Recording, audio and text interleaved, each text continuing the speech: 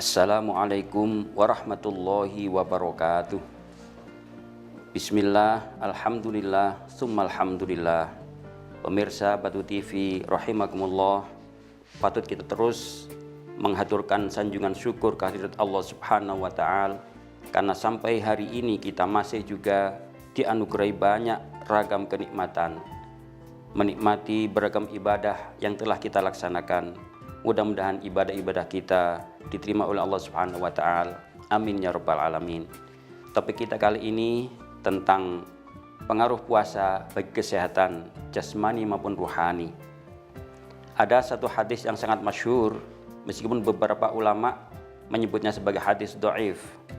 Hadis dari sahabat Abu Hurairah radhiyallahu anhu, riwayat Imam At-Tabrani. Baginda Rasulullah pernah menyatakan, "Sumu tasihu." Berpuasalah kalian semua, niscaya kalian akan menjadi lebih sehat. Pemirsa yang dimuliakan Allah, hakikat puasa adalah pengendalian keteraturan pola aktivitas hidup. Baik pola makan, meliputi durasi, frekuensi, kuantitas, bahkan kualitas yang kita makan.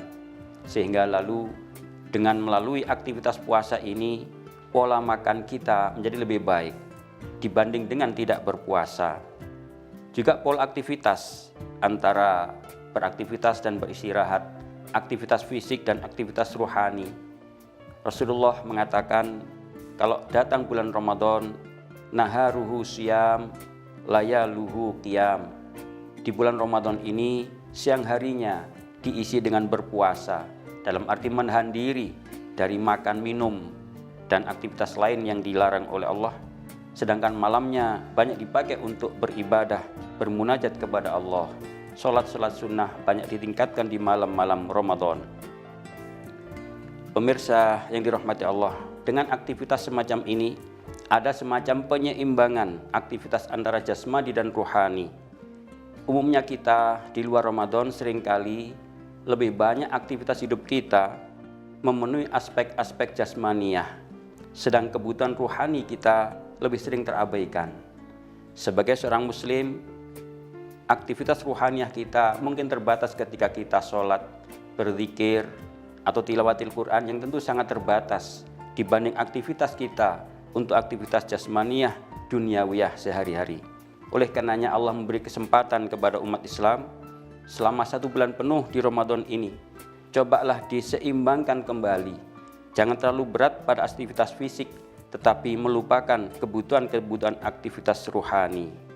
Maka selama Ramadan ini, secara fisik, aktivitas bahkan metabolik kita diturunkan melalui pembatasan dan pengaturan pola makan, tetapi sebaliknya aktivitas rohani malah kita tingkatkan.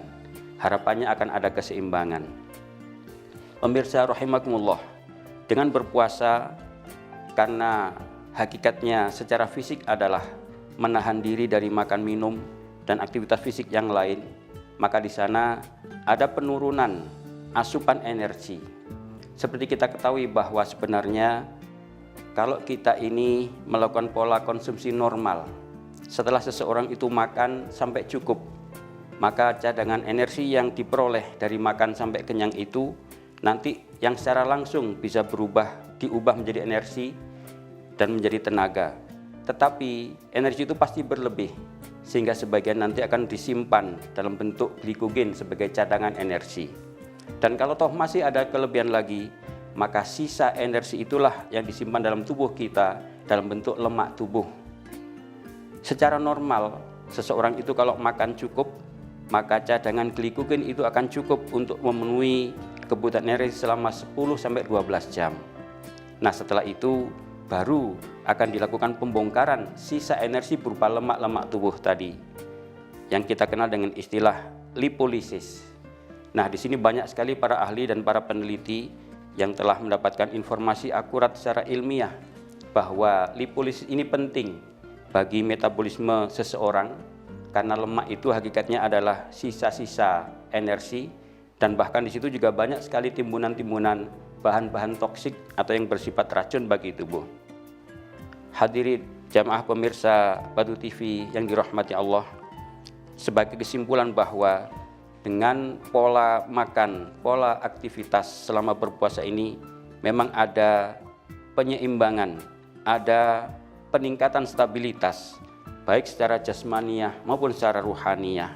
Maka marilah kita sungguh laksanakan puasa dengan sebaik-baiknya, sesuai tuntunan dan sunnah-sunnah yang dicontohkan baginda Rasulullah Sallallahu Alaihi Wasallam, sehingga puasa kita dengan segala rangkaian aktivitas ibadahnya benar-benar semakin menyehatkan jasmani kita, menyehatkan ruhani kita.